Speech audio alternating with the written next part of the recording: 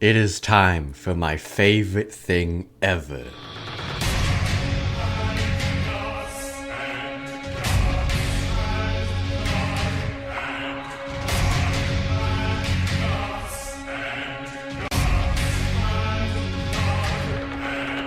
At the time of recording, it has been around a year since I first started reading Berserk.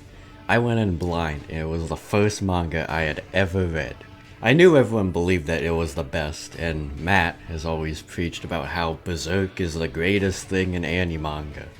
So, following the trend of watching Breaking Bad as my first real show, and Attack on Titan as my first anime, I began reading Berserk as my very first manga.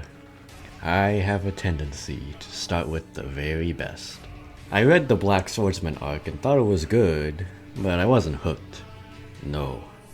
What got me hooked was this video of this guy's reaction to Volume 13 of Berserk, along with finding out that the funny meme song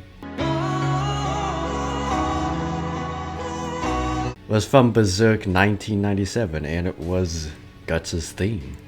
I listened to it and I was like, oh wow, this song is quite special and has a unique power to it. And this came from Berserk? It somehow made sense. At this point, I started reading the Golden Age arc and watching the 97 version, and the rest was history. Fellow strugglers, let's begin. The Black Swordsman. I've always found this quite funny.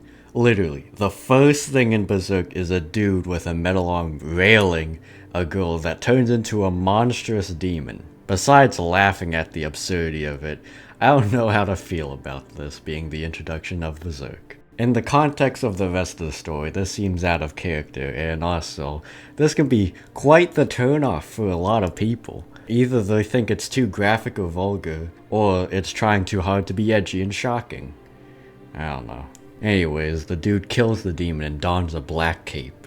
He walks into a village and then into a tavern where a tiny flying elf is being toyed with in a very dangerous way.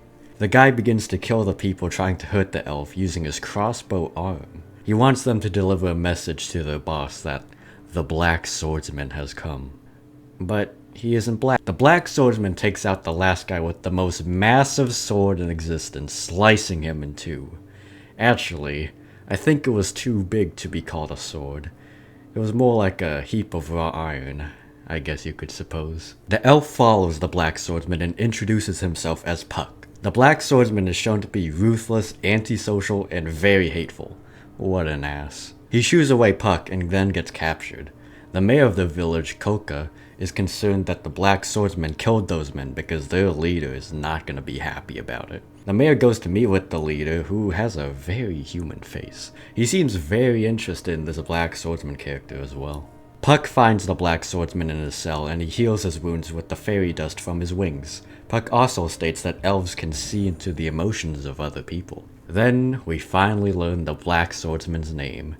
His name is Guts, and Puck notices a brand on his neck. Guts makes it known that his only goal is to kill the person who gave him the brand. He has no sympathy for those who are weak, and Puck feels his deep, dark feelings inside of him. Puck leaves after Guts laughs at the prospect of him saving him, but he leaves the keys with Guts, allowing him to escape. The leader, who is wearing a snake head, and his troops are destroying Koka and massacring everyone in their sight until they see Guts, who makes quick work of them with his crossbow and giant sword. Their leader confronts Guts for hunting their apostle kind. Guts shoots their leader and thinks that he's dead, but turns out the apostles have another side to them, as the leader turns into a giant snake monster. The tide turns immediately and Guts is thrown around like a ragdoll by the snake apostle. However, Guts shows his secret weapon, a cannon in his metal arm.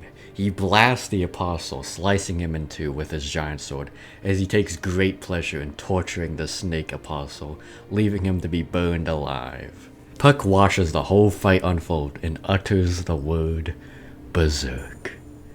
Wow.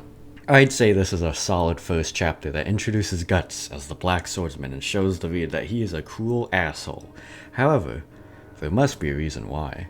Then there's the goofy fairy elf Puck, who brings some life into this dark, dark world as he balances with Guts. The apostles, like the one Guts fought, seem to be major threats, and according to Guts, he wants to hunt them all down, until he finds the one he's really going after. The Brand. Puck finds Guts and tends to his wounds. He seems to find Guts in his current life quite interesting. However, Guts continues to demean Puck because he views him as a weakling whom he wants to crush.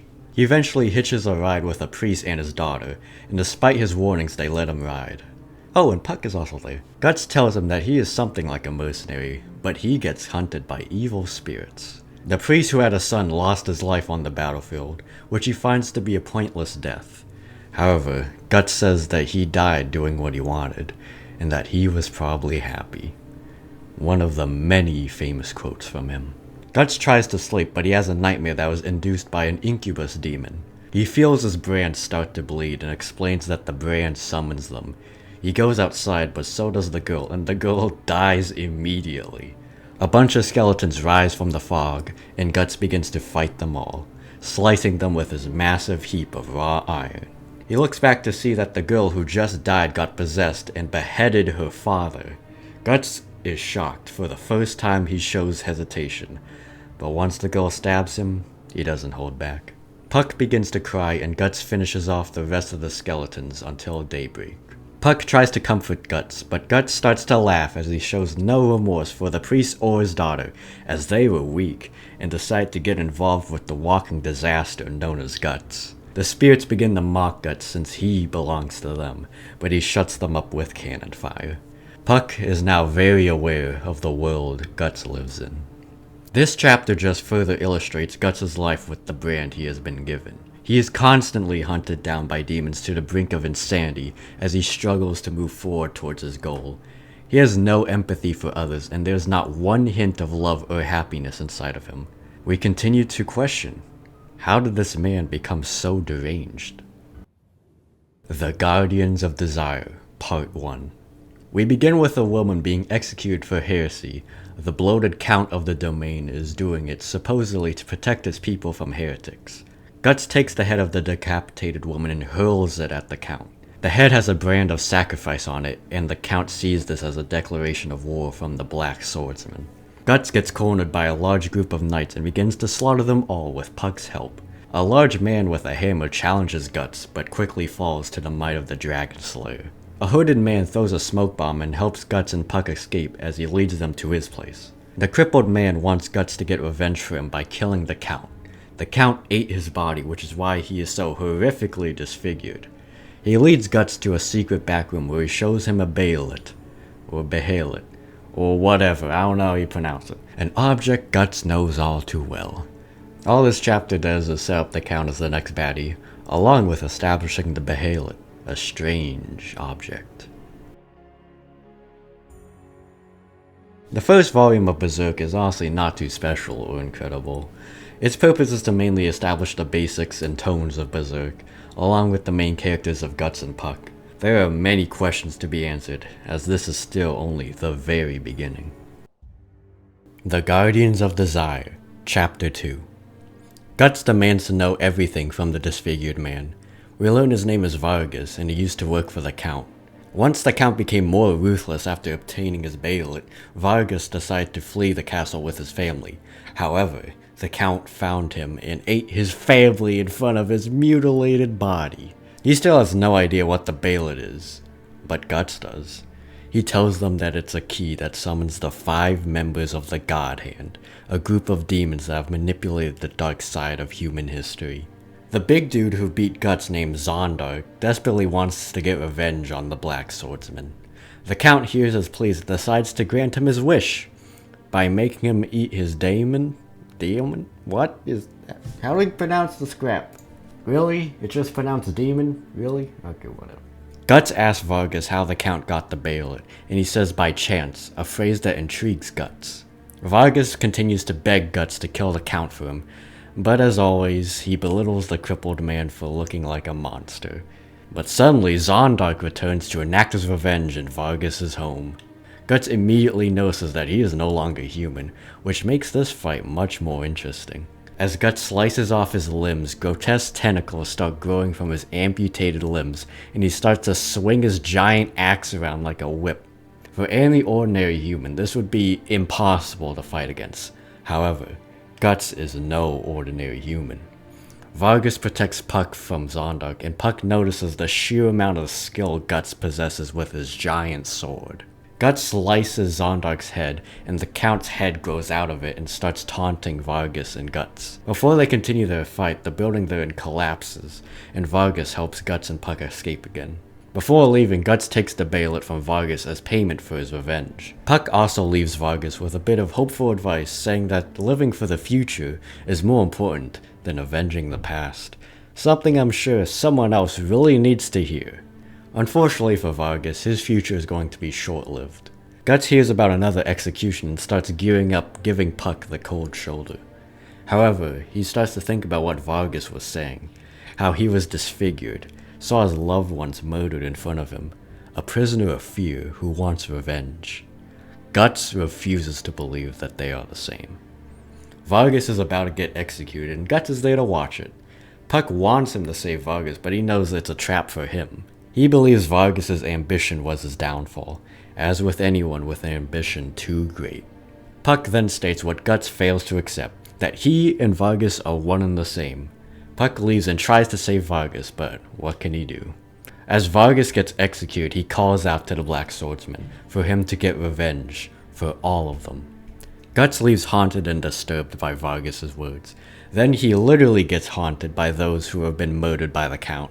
They beg him to enact their revenge, but Guts continues to deny that they aren't the same, as he decides to kill the Count on his own terms with his flesh and blood. The first excellent chapter, I would say. We get to learn a lot about Guts and Vargas, and the constant comparison between them is the smartest thing this chapter does, because they are the same. They are both victims of the Apostles fighting a battle of revenge against them, but only one of them has the ability to actually face them. The fight between Guts and Zondark is pretty cool and the best fight so far, and honestly, Vargas as a character is just quite tragic. It's unfortunate that he didn't live to see Guts face the Count, but without him, Guts would not start to realize who he has become now that he's on the same path of revenge. The Guardians of Desire, Chapter 3. The Count gives Puck as a gift to his daughter, Theresia. They don't seem to have the best relationship, as the Count is extremely overprotective of her, and Theresia won't let him touch her. That's great. The Count leaves frustrated, but then feels a sense of excitement as he can feel the presence of the Black Swordsman near. Guts faces off against Zondark again in a stairway, and this time he successfully defeats him after Zondark tells him his weakness. What an idiot. Theresia frees Puck since she knows what it feels like to be locked in a cage. She explains since the day her mother was sacrificed by heretics, the Count has been ruthlessly murdering heretics. In fact, he has gone to the point of killing anyone to satisfy himself.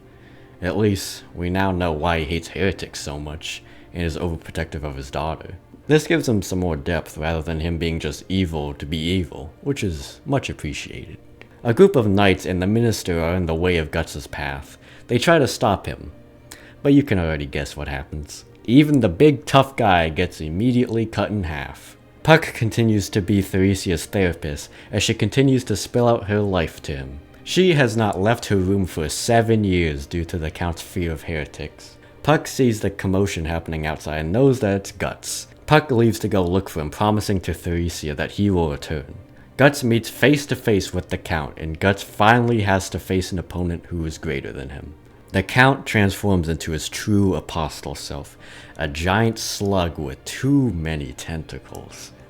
Every time Guts slices a part of him, it just grows back stronger.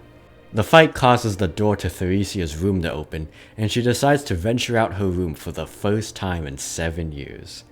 Meanwhile, despite Guts' clever attempts at tricking the Count, he is no match to the size and strength of the Count. The Count tells Guts that he is freeing him of his pain-filled life. He understands that because he bears the brand, he will constantly be tormented by demons for the rest of his life until he dies and goes to hell. He calls his path of revenge a meaningless fight, and all he is doing is putting Guts out of his misery. Another great chapter that is much more action-packed than the previous. Theresia is an interesting character that adds more layers to the Count and will surely come out of this experience not dead or scarred for life.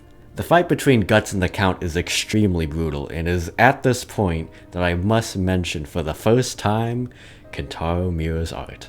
In the Black Swordsman arc, his art is relatively average compared to the rest of the story. But it's in this first fight with the Count where his art starts to truly become impressive. Of course, I'm going to be glazing his art for the rest of the series, but I would like to mention it here first. Volume 2 is a big step up in my humble opinion. It contains only 2 chapters, but those 2 chapters are excellent. The world and rules of Berserk continue to be established, but what else is established are interesting characters. Vargas is a great character that reflects Guts, and the Count is fleshed out with the addition of Theresia. Guts continues to be badass, of course, but we begin to see him slowly but surely subconsciously start to question his path of vengeance. And of course, Puck is by his side trying to steer him in the right direction, while adding some humor to this hopeless world. The Guardians of Desire, Chapter 4. As a last-ditch attempt to distract the Count from killing Guts, Puck tells him that he used to be a fragile human, and that he ran away from his humanity to escape from his pain. He is the fragile one for running away. Puck is so good at reading people. And I guess Apostles too. It's in his DNA. He then tries to steal the Baelid away from the Count, but is swatted down. Before the Count stomps on him, no! Theresia enters the room to see what her father has become. She runs away from the literal monster her father has become. The Count is enraged, but luckily Guts regains consciousness and decides to continue to face the Count since he has nothing to lose.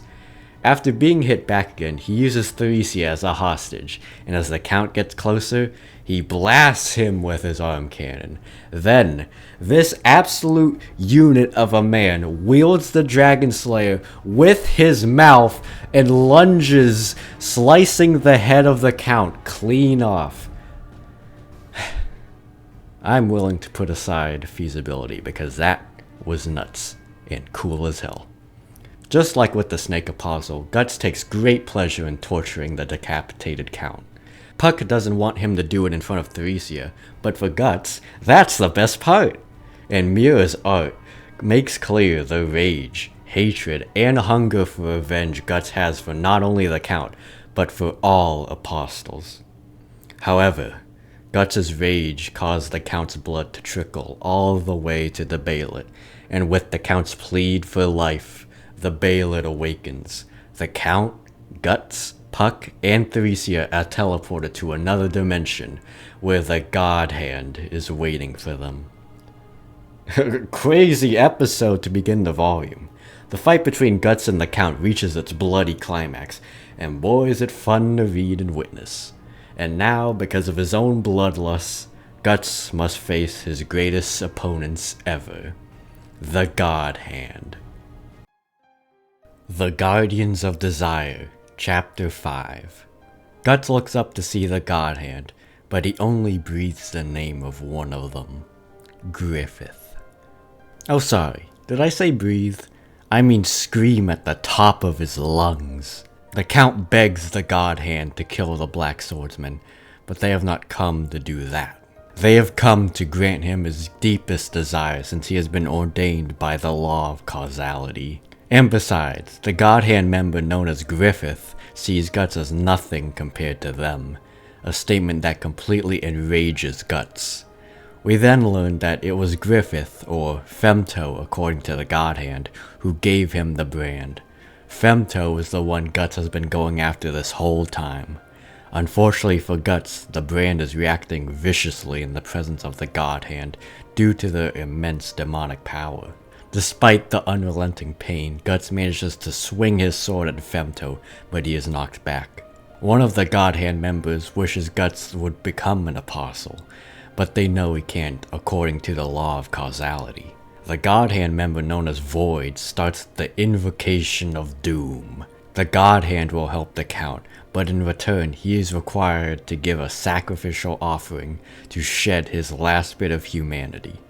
The Count offers the Black Swordsman, but the God Hand refuses, opting to receive his daughter, Theresia, Instead, the Count refuses. To further convince him, they show everyone what really happened to Theresia's mother. One day, after returning from a trip, the Count walked in on a pagan orgy with his wife at the center. The Count saw this and massacred everyone but his wife. He couldn't bring himself to kill his wife, so he tried to kill himself, but causality had different plans. The Count's Baelot awoken, and the God Hand offered to make him into a supernatural being who would never know sorrow or despair. All he had to do was sacrifice his wife, and he did. His wife got branded, and he became the Slug Apostle to eat her. And now, the God Hand are pressuring him into doing the same thing to his own daughter. Well, this certainly took a turn.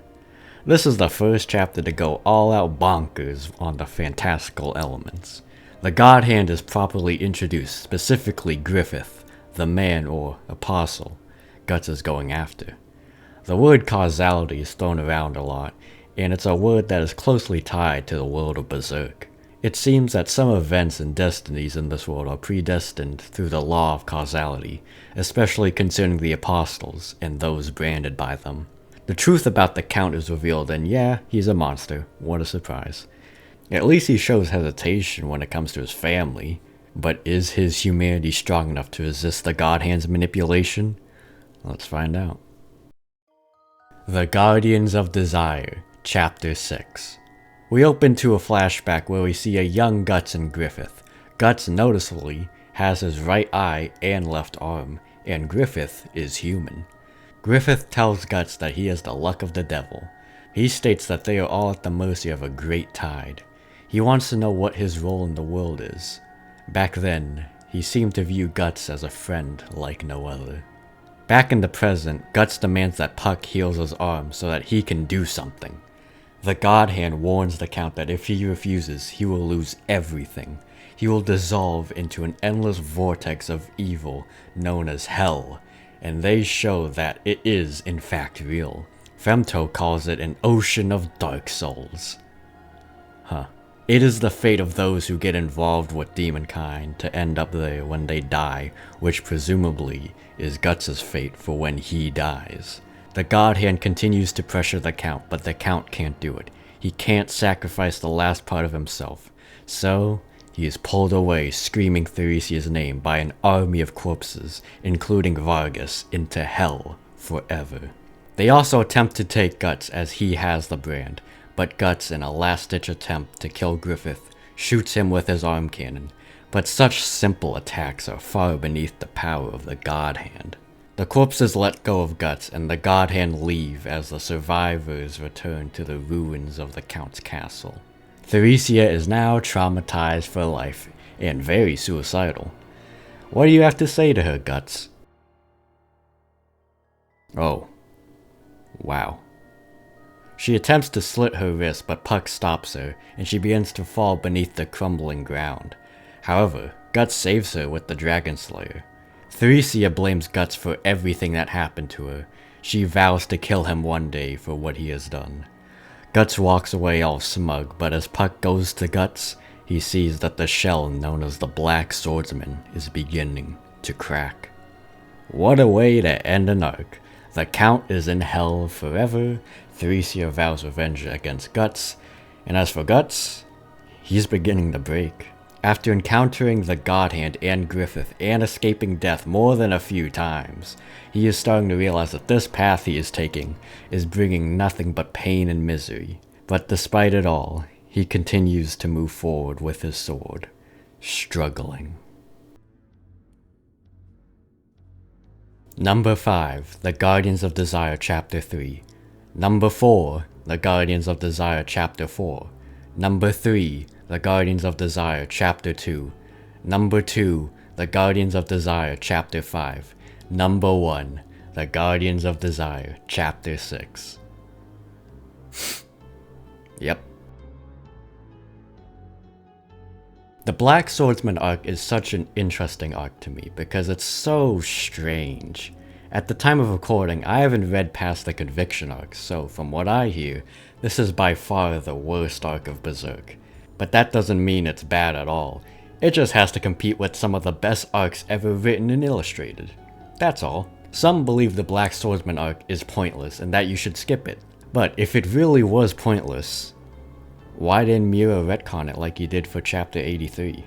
The purpose of the Black Swordsman arc is to introduce Guts, Puck, and the dark fantasy world of Berserk. The tone is bleak, the world is cruel, and the characters are broken and flawed. But yet, there's more to discover. Yes, you could skip this arc entirely and have the reveal that Griffith is the main villain at the end of the Golden Age. But that's not the intention. Griffith is not a twist villain. Besides the supernatural questions, the main thing you wonder while reading the Black Swordsman arc is how did Guts' life come to this? Why has he been branded and destined to be tormented by demons for the rest of his life? What events caused him so much pain in his life to turn him into a maniac with nearly zero care in the world for the life of anyone? Who is Griffith? And why did he betray Guts? The Black Swordsman arc is just one big hook to get the reader invested by planting all of these questions. Guts, as the Black Swordsman, and his current life with the brand are images that will continue to stick in your mind as you read through the next arc because you will be asking the same questions. How did Guts become the Black Swordsman? Well, there are actually multiple ways you can find out, but all of them are in regard to what I like to call the greatest flashback ever written.